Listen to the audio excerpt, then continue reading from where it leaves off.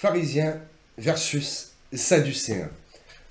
La photo de couverture est assez équivoque parce qu'effectivement, ils se chamaillaient beaucoup, ils se disputaient beaucoup, ils n'étaient pas du tout amis, et pourtant, ils ont réussi à s'unir dans un seul et même but, crucifier et condamner Jésus.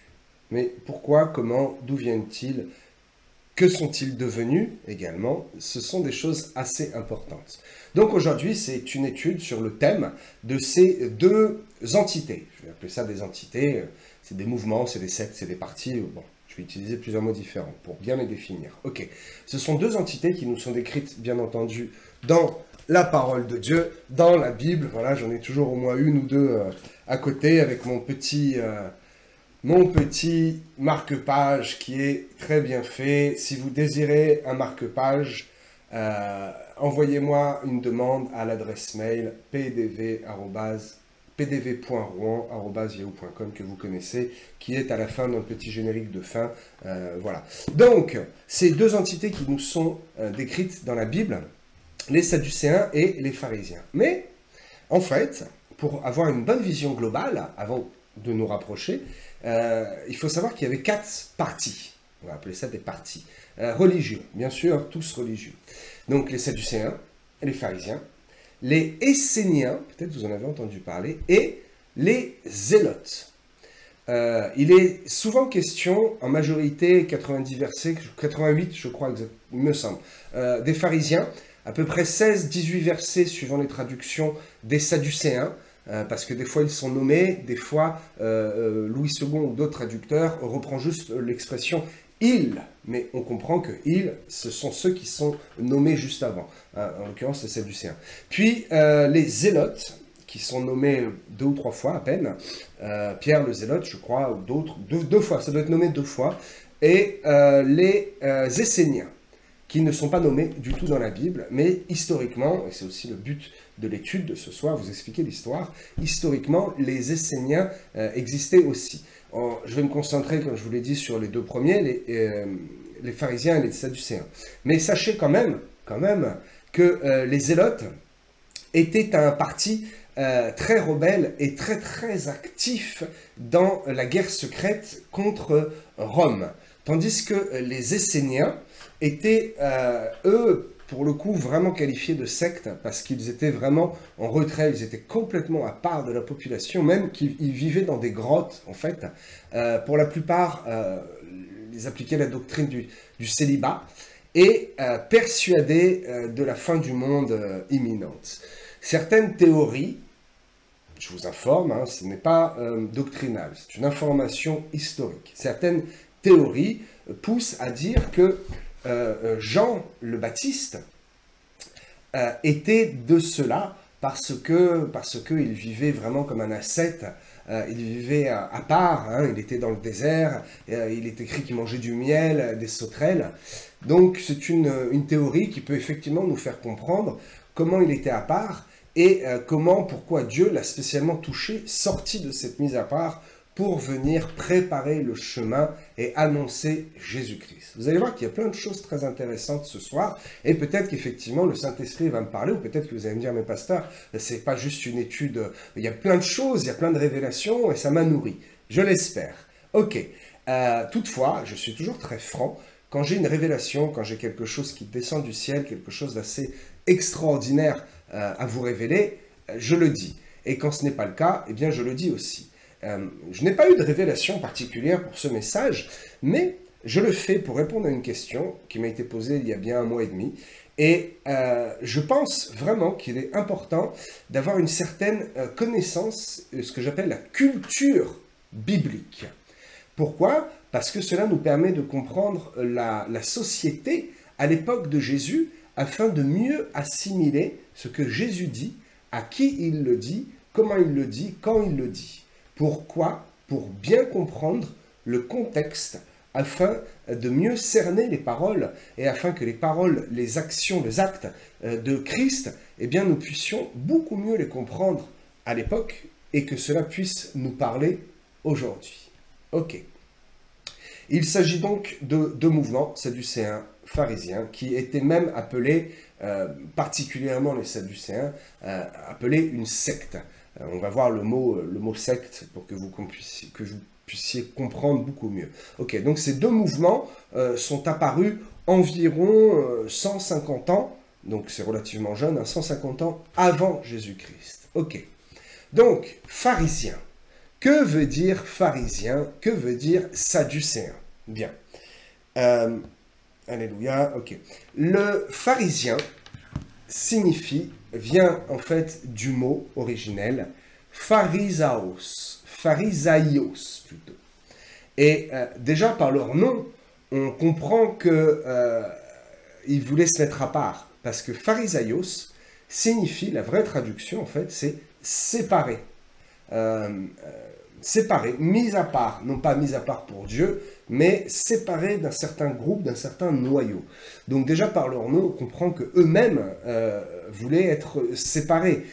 Ils désiraient, et ça rejoint bien ce que l'on comprend comme étant pharisien aujourd'hui, n'est-ce pas? Ils désiraient se donner une importance supérieure, montrer visiblement, visuellement, une mise à part, avec, écoutez bien, avec une apparence pieuse, mais sans fondement réel de foi.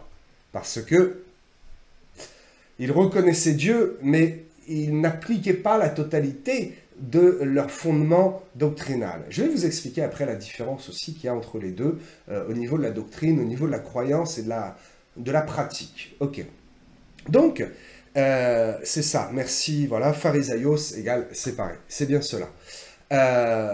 Donc ce terme de pharisien signifie pour nous aujourd'hui, dans notre langage de chrétien évangélique, n'est-ce pas, quand on dit « oh, il est pharisien, il fait son pharisien, ce sont des pharisiens », pour nous c'est ancré le terme de religieux. Hein, les pharisiens étaient de grands religieux, mais vous allez voir qu'il y avait pire encore en fait. Celui qui est fermé au Saint-Esprit, qui soulage seulement sa conscience quant à sa relation à Dieu, et qui ne cherche pas réellement à aller en profondeur, connaître et toucher le cœur de notre Seigneur et Sauveur Jésus-Christ, entrer en contact avec le Saint-Esprit, parce qu'il rejetait cela à cause de la loi des hommes.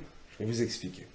Donc, d'un côté, nous avons les pharisiens, qui veut dire séparés, pharisaios, et de l'autre côté, on monte d'un nivelle, okay, les sadducéens. Sadducéens, ça s'écrit et ça se lit sadoukaios, qui signifie les justes. Alors là, la signification veut tout dire. Ils s'estimaient eux-mêmes, en fait, comme étant ceux qui détiennent la vérité, la seule vérité unique et universelle. Ils rejettent absolument en bloc, ils rejettent absolument toute autre doctrine. Et pour eux, il est assez facile d'avoir ce comportement-là sans être jugé ou sans être regardé par le peuple, parce qu'en fait, ils ont, dans la population, au niveau social, ils ont une position dominante dans la société, je viens de le dire, ils ont une position vraiment dominante dans la société. Et le mot sadoukaios, qui veut dire juste, eh bien, il y a un certain humour, parce qu'aujourd'hui, nous utilisons cette expression de propre juste, qui n'accepte aucun autre jugement, critique ou même avis, qui détient la seule vérité et qui ne veut pas en démordre. Le problème, c'est que cette vérité n'est pas super bonne et ne les a menés nulle part, parce qu'en fait, ils disparaissent après, en l'an 70. Je vais vous expliquer cela. Donc, sadoukaios, qui signifie les justes, propres justes, parce qu'ils étaient vraiment encore plus à part, et ils estimaient qu'ils avaient raison sur tous les points et qu'ils avaient le droit de tout faire parce que, en fait, dans la société, ils étaient au-dessus de tout le monde. Et c'est certainement, ça c'est mon explication à moi, c'est, je pense, l'explication pour laquelle, dans la parole de Dieu, à chaque fois, quasiment sur les 16 versets à peu près, ou 18, je ne sais plus, où il est question des Sadducéens, il est question de la secte des Sadducéens. Parce que ils s'estimaient être vraiment les seuls à détenir la vérité et ils étaient complètement à part, ils étaient inaccessibles en fait, voilà. Donc le mot secte, petite parenthèse, arésis, qui signifie action de prendre en premier choix et en deuxième choix, choisir. Je pourrais vous parler très longtemps là-dessus de cette signification qui n'est pas tout à fait ce que l'on entend dans notre esprit et qui, encore une fois, faut remettre dans le contexte. Quand on dit que quand il est écrit que les Sadducéens, la secte des Sadducéens, eh ben, c'est pas forcément ce que l'on entend aujourd'hui. Ce sont des gens qui prenaient et qui ont choisi de faire partie d'une certaine société et d'avoir un certain avis qu'ils essaient aussi d'imposer aux autres. Bref, je ne vous embrouille pas avec tout ça. Notez, je vous ai dit que c'était important de noter pour que vous, plus tard, vous puissiez aller chercher, le temps me manque, et je ne vais pas vous prêcher pendant 1 heure et demie, c'est pas ma façon de faire. Et en plus, ce n'est pas inspiré par le Saint-Esprit, c'est uniquement ce soir une étude physique, je dirais, et une étude intellectuelle. Ok, continuons. Donc, je vais vous parler maintenant de la position réelle dans la société des pharisiens et des sadducéens, que vous compreniez encore une fois leur place. Donc, les pharisiens occupaient une place très très très importante dans le temple. Ils y étaient tout le temps. Ils enseignaient, ils discutaient, ils palabraient énormément, et ils font partie de la classe moyenne. Donc ils n'étaient pas pauvres du tout, ils avaient des petits commerces, ils étaient un peu partout, et ils font partie vraiment du peuple en fait. C'est d'ailleurs pour ça qu'ils sont connus, reconnus, et même appréciés du peuple, parce que ce sont des hommes de loi, des religieux, un mouvement religieux, mais qui est proche du peuple, présent dans le temple, présent dans les commerces, défendant même le peuple sur sa situation face au régime romain, n'est-ce pas? Donc les pharisiens sont assez appréciés du peuple et assez écoutés.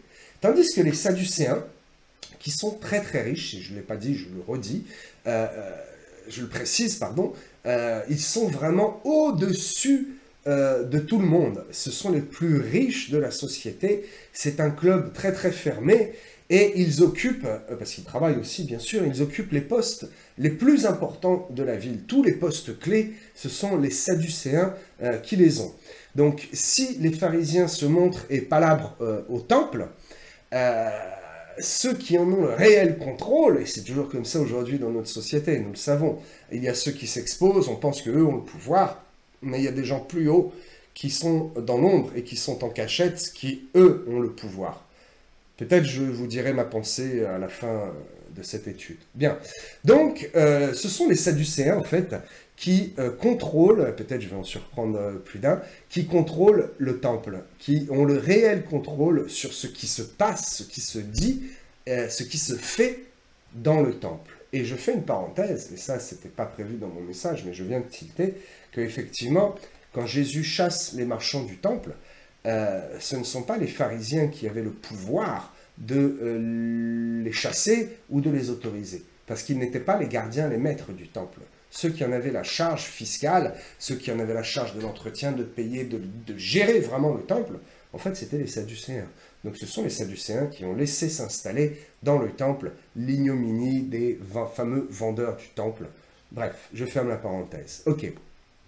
Donc ceux-là, les Sadducéens, ne sont absolument pas considérés et aimés du peuple parce que trop riches, trop mis à part, trop inaccessibles par ce que je pourrais dire le commun du mortel. Donc ils ne sont pas vraiment connus et aimés du peuple. Ok. Le rapport entre les Sadducéens et les pharisiens est assez tendu parce que malgré leur pouvoir, je viens de vous le dire, ce sont les Sadducéens qui contrôlent le temple. Mais malgré le pouvoir, ils étaient obligés de céder aux volontés des pharisiens qui, eux, parlaient de la part du peuple. Donc pour éviter un soulèvement, pour éviter un grand problème, souvent les Sadducéens ne pouvaient pas prendre toutes les décisions, aller dans le sens dans lequel ils voulaient, parce qu'ils se heurtaient aux pharisiens qui, eux, étaient soutenus par le peuple. Et c'est très important ce que je vous dis pour comprendre l'attitude des pharisiens face à Jésus et l'attitude des Sadducéens, et aussi comprendre comment les deux se sont alliés contre Jésus. Donc, ça, c'est assez important. Mais on va aller plus loin maintenant, vraiment ce qui va vous permettre de comprendre la grande différence et leur mode de penser, de comprendre la mentalité des pharisiens et la mentalité des Sadducéens. Parce que la grande différence, en fait, est dans la vision des choses de l'esprit et dans la pratique de leur croyance, de leur foi, de leur doctrine. Ok. On comprendra beaucoup mieux, effectivement, pourquoi les pharisiens avaient tant de questions et pourquoi Jésus aussi, parfois, leur répond d'une manière très inattendus. En l'occurrence, les Sadducéens qui posent un moment une question à Jésus. Ok, je vais peut-être en venir après, je ne veux pas vous perturber avec ça, mais j'ai encore quelque chose qui me vient à l'esprit et je vois le principe de fonctionnement du royaume. Je vais vous le dire tout de suite. Les Sadducéens ne croyaient pas en la résurrection. Et à un moment, c'est dans Jean, me semble-t-il, Jean, je ne voudrais pas dire de bêtises, je ne vais pas vous citer le verset, mais c'est dans Jean, qui nous relate que les Sadducéens, la secte des Sadducéens, pose une question à Jésus, et Jésus sait très bien que les Sadducéens ne croient pas en la résurrection, rejettent la doctrine de la résurrection. Pour eux, c'est impossible. Et justement, il leur parle d'une résurrection, et il va à l'encontre complètement de la réponse qu'ils attendaient ou de ce à quoi ils pouvaient s'attendre venant de la part de Jésus. Et dans cette réponse, eh bien déjà, il leur donne la bonne doctrine et il rétablit la vérité. Mais les Sadducéens, à ce moment-là, ne le voient pas. Ce passage nous parle aujourd'hui pour nous faire comprendre que parfois, le Saint-Esprit, parfois Dieu nous répond d'une manière inattendue. Et on se braque. Mais non, justement, voyons ce qu'il y a à apprendre d'une réponse inattendue. Voyez ce qu'il y a à apprendre d'une réponse de votre pasteur qui va peut-être vous surprendre, ou vous dites, mais c'est pas du tout ça que je lui demandais, ou je suis étonné. Prenez cet exemple. Si vraiment vous êtes interpellé par ce que je viens de dire à peine là, écrivez un mail, vous connaissez pdv.rouen@yahoo.com, et je vous donnerai la référence et je vous en dirai un petit peu plus par mail, puisque ce soir, ce n'est pas le sujet. Donc, la différence doctrinale entre les Sadducéens et les pharisiens. Les Sadducéens, la première chose, ils se démarquaient vraiment particulièrement parce qu'ils réfutaient absolument toute la loi et la doctrine orale. Vous savez que les Juifs suivaient aussi un enseignement oral. C'était bon à la base, mais après, c'est devenu un problème. Et je vais vous expliquer pourquoi. Comment appelle-t-on la loi orale? Eh bien, c'est la Torah Shebéalpé. Je ne vais pas vous embêter avec l'écriture hébreuse, mais Torah Shebéalpé, la loi dite par la parole. Ok. Et donc, ils rejetaient absolument toute cette doctrine de la loi transmise par la parole depuis Moïse, et ils étaient absolument attachés comme c'est pas possible à la Torah. Donc la Torah, c'est les 5 premiers livres de la Bible, appelés également le Pentateuque. Ok, Genèse, Exode, Lévitique, Nombre, Deutéronome, les livres de la loi, ce qui est appelé aussi autrement la loi mosaïque de Moïse, puisque c'est Moïse qui a écrit ces 5 premiers livres. Bien, donc, si on pousse plus loin, et encore une fois, je me laisse inspirer par le Saint-Esprit pour vous apporter des éléments, sachez que comme ils ne reconnaissaient que la Torah, ni la loi orale, ni les autres écrits, il est évident, peut-être que ça ne percute pas pour vous pour l'instant, et c'est normal, parce que je n'avais pas vu la chose venir, et ça vient de m'arriver, il est évident que les Sadducéens réfutaient la doctrine et le ministère de prophète. Bien entendu, pour eux, visiblement, il n'y avait pas de prophète, ça n'existait pas. Et ça colle et ça va avec la suite de ce que je vais vous dire. Le problème aussi, je fais une parenthèse, c'est que dans tout ce qu'ils croyaient, dans tout ce qu'ils disaient croire et pratiquer, dans leur vrai comportement, ça ne se voyait pas, finalement, comme les pharisiens aussi, comme les vrais religieux. Donc, ils réfutent la loi orale. Ils n'acceptent que les 5 premiers textes de la Bible, la loi mosaïque. Ils ne croient pas en la résurrection.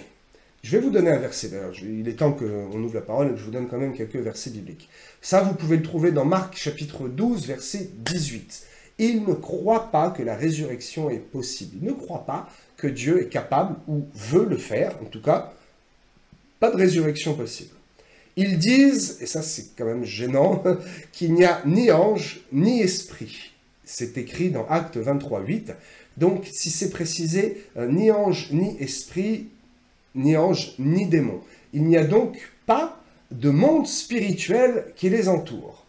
Ils ne croient pas en la vie après la mort, et donc ils ne croient pas non plus au châtiment et aux récompenses. Ils pensent, ils ont une vision de Dieu comme étant très éloignée, très dure, et comme étant présent partout, mais pas d'une bonne manière, comme étant présent pour nous imposer, et que chaque chose est déjà destinée à l'avance. Alors oui et non. Ils ont cette vision de dire qu'eux-mêmes n'ont absolument aucune décision à prendre pour influencer le cours de la vie. C'est comme ça et c'est comme ça. C'est Dieu qui décide et on n'a rien à faire, on n'a rien à dire. Quelque part, ils sont là et ils subissent et ils se placent sous le courroux d'un Dieu qui finalement, ne leur promet pas le paradis. Et c'est très, très, très, très étrange. Et encore une fois, cela justifie ce que je vais vous expliquer. Je vais quand même vous le dire à la fin de ce message, ma propre pensée et mon avis. Et je pense que cela va faire couler beaucoup d'encre et vous allez m'écrire à ce sujet-là. Continuons. Donc, je pense que finalement, s'il y a plus religieux que le pharisien, c'est bien le sadducéen.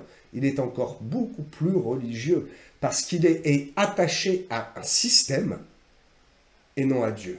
Voyez-vous, le problème des religieux, c'est ça. Ils sont attachés à une méthodologie, un système, et non à la personne de Dieu, au Saint-Esprit, à Jésus-Christ. Continuons. Les pharisiens maintenant, quelle est leur doctrine? Donc les pharisiens reconnaissent que les Écritures, au-delà du Pentateuque, n'est-ce pas, les 5 premiers livres, toute Écriture était inspirée par Dieu. Et donc croient aussi en la tradition orale chez BLP, ou aussi une autre traduction qui veut dire parole révélée. Chez BLP, parole orale, parole transmise par la bouche, parole révélée. Il y a la parole écrite et la parole révélée. Il faut bien que vous compreniez ça. C'est une explication profonde de la parole de Dieu, cette fois de la Bible, qui se transmet par la bouche. Mais le problème étant qu'au fur et à mesure de la transmission de cette loi chez BLP, qui en partie est bonne, hein, une partie qui est vraiment bonne. Le problème, c'est qu'au fur et à mesure, entre la loi de Moïse et l'époque de Jésus, il se passe 1500 ans, n'est-ce pas? Un peu moins. Il y a trop d'intermédiaires qui veulent rajouter un peu de leur sauce et qui ne sont pas inspirés de Dieu. Et c'est comme ça que sont nées les traditions qui sont entrées dans la loi orale. Et c'est ici que l'on voit que la religion a pris le pas sur la foi originelle et les écrits mosaïques. Tiens donc, l'histoire ne s'est pas reproduite 1500 ans après Jésus. Tiens donc, il se passe quelque chose 1500 ans avant, il se passe quelque chose 1500 ans après. Et encore une fois, merci Seigneur, je n'avais pas préparé de vous dire ça, mais ça vient de me tilter. 1486, je ne sais plus, je crois, 1489, invention de l'imprimerie par Gutenberg. Ceux qui suivent les cours le savent déjà, normalement. Le premier livre imprimé par Gutenberg, c'est quoi? Bim, c'est la Bible. Comme de par hasard, 90 ans après, le Concile des 30 de l'Église catholique, qui font quoi? Qui rajoutent des écrits dans la parole originelle, Conseil de Carthage, 397, le canon biblique, 66 livres. Les catholiques se consultent parce que leur loi orale qu'ils ont diffusée depuis des années, eh bien, ne correspond plus à la parole. Donc il a fallu modifier la parole, il a fallu retrouver des écrits apocryphes pour remettre dans la Bible et ainsi justifier leur doctrine. Je pourrais vous parler de ça pendant 1h30, je suis un grand passionné. Fermons la parenthèse. Donc, le problème, voilà, je reviens à ce que je vous disais, le problème de la Torah chez BLP, c'est qu'au fur et à mesure, eh bien, il y a des choses qui se sont rajoutées, des choses qui n'étaient pas du Saint-Esprit, qui n'étaient pas inspirées de Dieu, mais qui étaient inspirées des hommes. Ok. Alors, il y avait donc la différence, voilà, c'est que dans leur doctrine, eux croyaient en la résurrection. Ils croyaient au monde spirituel, donc aux anges et aux démons. Donc ils croyaient en la délivrance. Ils croyaient au ministère de prophètes. Ils étaient quand même plus attentifs à l'œuvre de Dieu. Ils reconnaissaient que Dieu était omniprésent, mais d'une bonne façon, dans chaque chose et dans chaque aspect de la vie. Ils reconnaissaient qu'ils avaient aussi une part à faire pour changer les choses. Et c'est pour ça qu'ils étaient, en l'occurrence, dans le temple, à palabrer, à discuter, à essayer quand même de faire avancer les choses. Et ils croyaient, bien entendu, heureusement quand même, en la vie après la mort. Donc vous voyez, il y a énormément de choses qui opposent les pharisiens et les Sadducéens. Donc, ces deux mouvements étaient bien opposés sur beaucoup de choses. Toutefois, ils se sont, eux deux, alliés dans un seul but, faire crucifier Jésus. Nous avons ici un exemple de ce qu'il ne faut pas faire. Et c'est pour ça que je vous parle des pharisiens et des sadducéens ce soir, pour vous démontrer l'exemple à ne pas suivre. Puisque les deux avaient vraiment beaucoup d'opposition et les deux finalement étaient complètement à côté de la réalité. D'un côté, il ne faut pas être comme les sadducéens, être fermé, renfermer, réfuter le Saint-Esprit, se mettre complètement au-dessus du commun des mortels, du peuple de nos frères et sœurs, ne pas les considérer et se faire notre propre doctrine, rester enfermé dans le Pentateuque et rester enfermé dans finalement ce que seuls nous pensons être bon. Et d'un autre côté, il ne faut pas non plus être ce que nous appelons les religieux et ceux qui ont ajouter des lois, les Sadducéens le reprochaient aux pharisiens, la fameuse Torah chez BLP, d'avoir rajouté des lois humaines là où Dieu ne l'a pas fait et là où Dieu nous libère par sa grâce rédemptrice. Donc, comment cette histoire se finit? Eh bien, les Sadducéens ont disparu à la suite de la destruction de Jérusalem par Rome, vous le savez, la deuxième destruction du temple.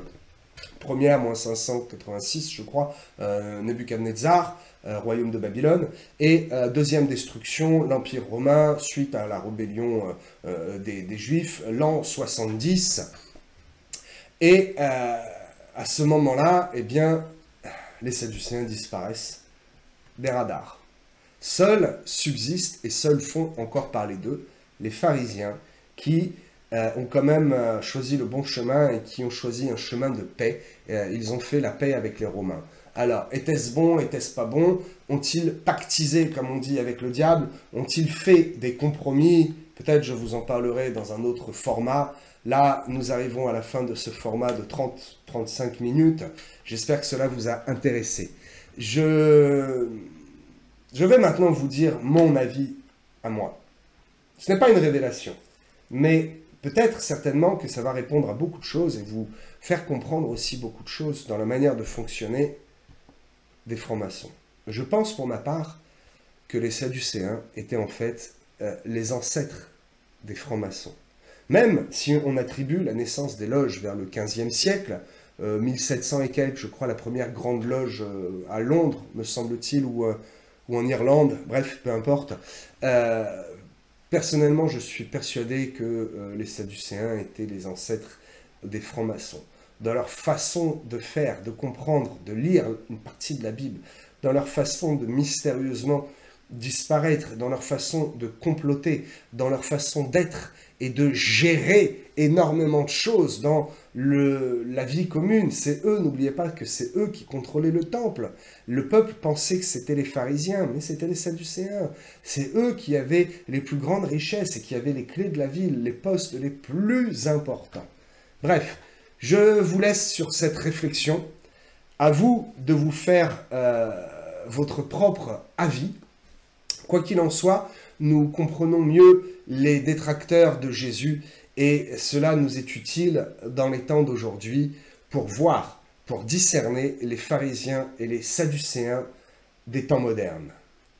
J'espère que ce message, cette explication vous a plu, vous a passionné, vous a donné envie d'aller plus loin.